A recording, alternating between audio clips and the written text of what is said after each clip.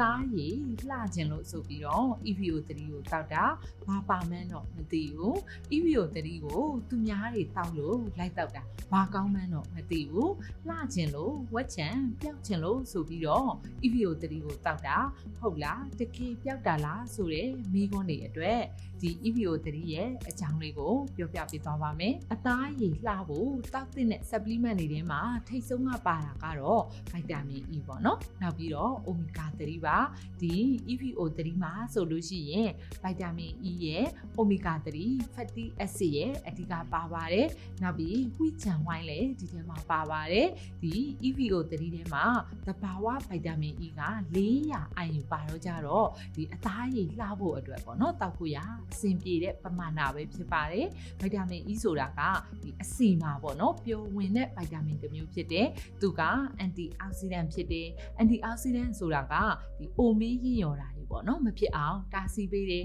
အရွက်တင်နုပြိုစေတယ်အသားရည်ကိုလှစေတယ်သပင်ခြေသေးလက်သေးတွေကိုကောင်းစေတယ်ဒီမျက်စိရဲ့ပေါ့နော်အမြင်အာရုံကိုလည်းကောင်းစေတယ်ဗိုက်တာမင် E က